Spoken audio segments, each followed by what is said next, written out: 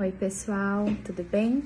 Hoje eu vim aqui falar um pouquinho sobre uma questão de atualidade aí, que é a prescrição da hidroxicloroquina e da ivermectina para o tratamento ou profilaxia da Covid-19, né?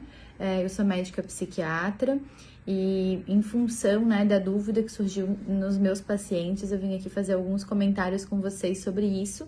Também em função de eu ser da cidade de Itajaí, e aqui a decisão por parte do nosso prefeito foi de comprar, né, 1 milhão de doses, então boa parte da nossa população de fato vai tomar a ivermectina no intuito de proteger da Covid-19, e sobre isso eu gostaria de tecer alguns comentários. Eu vou falar também sobre o uso desses medicamentos com os medicamentos psiquiátricos, tá? Que foi uma dúvida que surgiu. Então, assim, gente, a gente tá passando por essa pandemia, né? Eu acho que é o maior problema de saúde pública que a gente vem enfrentando nos últimos 100 anos. Nunca se viu nada dessa magnitude, né? Algo realmente muito grave. Muitas pessoas estão indo a óbito. Isso nos preocupa demais. O fato de não ter um tratamento regulamentado, né? Uma terapêutica que a gente sabidamente saiba que vai funcionar.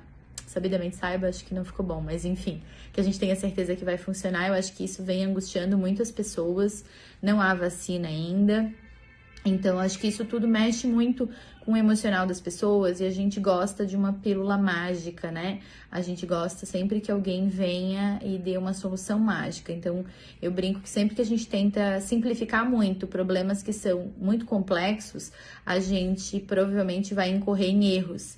E essa é a questão que eu gostaria de conversar com vocês. Então, algumas pessoas, familiares, amigos, colegas de trabalho, pacientes, vieram me perguntar: doutora Andréia, o que você acha? A ivermectina é bom ou ruim? A cloroquina é bom ou ruim? A gente não consegue, enquanto médico, responder essa pergunta dessa forma, tá? Não existe nenhum medicamento que seja 100% bom ou ruim. Os medicamentos, eles têm indicação, né? Então, o medicamento, quando ele é bem indicado, ou seja, quando ele é dado para a pessoa que de fato precisa dele, ele vai fazer um efeito terapêutico, um efeito benéfico. Por outro lado, quando a gente usa um medicamento que não tem indicação, para um paciente que não tem indicação, a gente corre alguns riscos. E isso a gente tem que avaliar de forma individual, porque o corpo humano, gente, tem as suas variações, né? Quando a gente fala da ação de algum medicamento, a gente sempre fala na média. As pessoas não são a média. Às vezes, aquele paciente que está sentado à nossa frente, ele pode ser o que absorve muito ou que absorve pouco determinado medicamento, né? Isso em função do quadro de saúde dele, das doenças pré-existentes, dos outros remédios que ele já usa. Então, é uma avaliação realmente bem complexa e precisa ser bem completa por parte do médico com o seu paciente. Nesse sentido é que eu acho preocupante a gente distribuir em massa qualquer tipo de medicamento. Algumas pessoas, né, eu vejo que o argumento que as pessoas usam, mas tem pouco efeito colateral, muita gente já usava, muita criança usava e tal. A gente não sabe isso em larga escala. Então, a gente pode dizer, tal remédio, ele tem pouca letalidade, porque morre poucas pessoas que utilizam aquele remédio. Mas a gente também está dando aquele remédio para poucas pessoas, só para aquelas que precisam. Então, no caso da ivermectina, por exemplo, a gente usa só para aquelas pessoas que a gente tem uma suspeita de verminose, né? Visto que ele é um antiparasitário, um antiomíntico aí, de largo espectro. A gente não usou para todas as pessoas do mundo. Talvez se a gente usasse num número maior de pessoas, a gente tivesse uma amostragem maior de pessoas com um desfecho negativo, né? Com um efeito colateral mais grave, por exemplo, tá?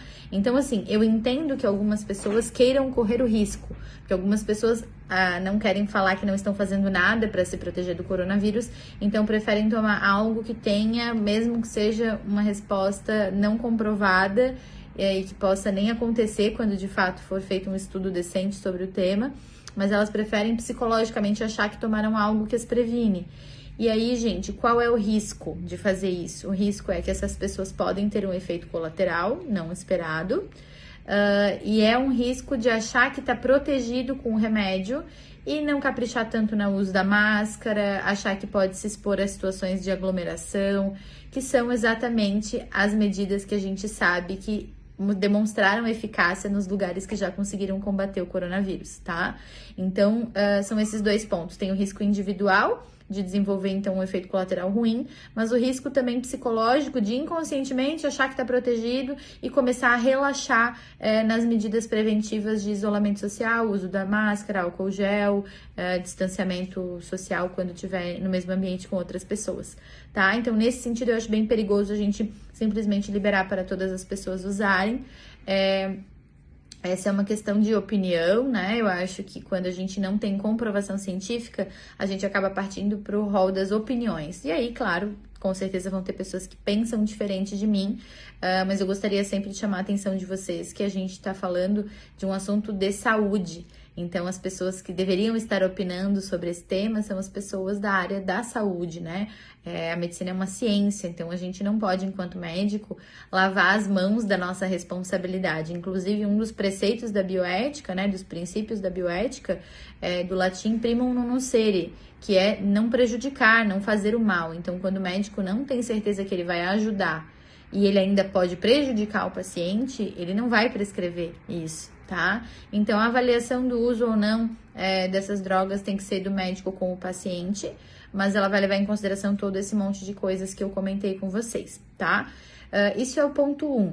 Agora, ponto 2. Vários pacientes estão me mandando mensagem, né, aqui no Instagram ou no WhatsApp lá da clínica, perguntando se elas podem ou não tomar a ivermectina, já que está disponível aqui no nosso município.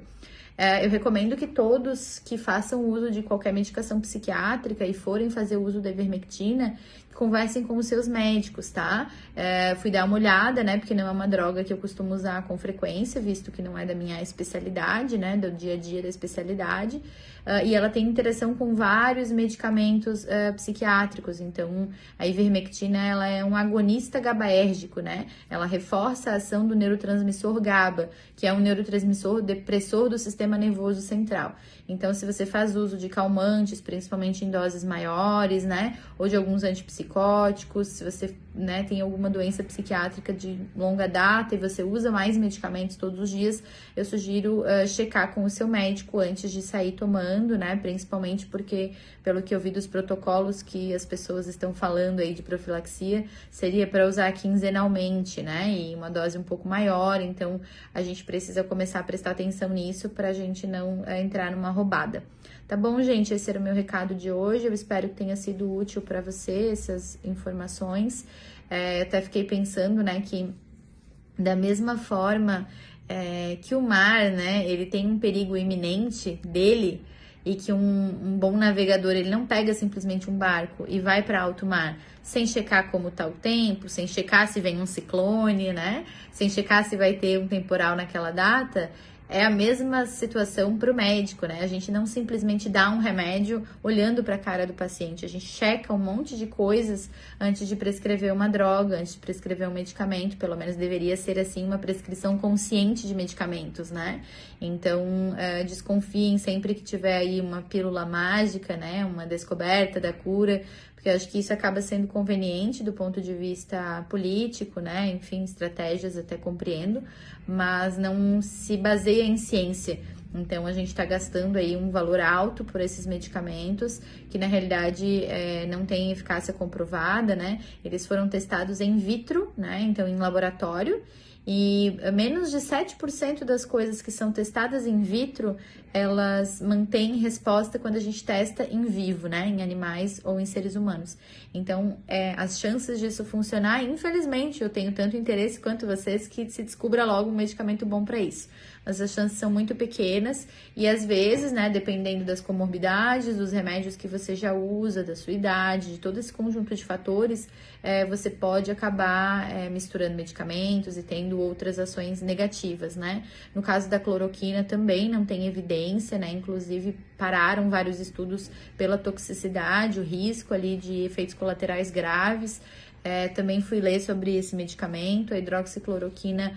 Ela tem uma meia-vida, o tempo dela no sangue, né? Que pode, quando é via oral, pode durar até 22 dias. E quando for endovenoso, pode durar até 40 dias.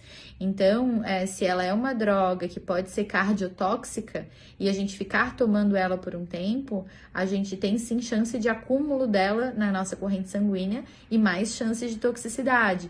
Então, não é assim, né, gente? Não é através de matérias de jornal ou de televisão que a gente decide dar ou não uma droga para um paciente. A gente corre riscos importantes, tem uma responsabilidade ao prescrever um medicamento para algum paciente. Então, acho que a gente tem que ir com mais cautela e não se deixar levar pelo pânico. Então, não há evidências nem que a cloroquina, nem que a ivermectina sejam úteis no tratamento ou na prevenção da Covid-19.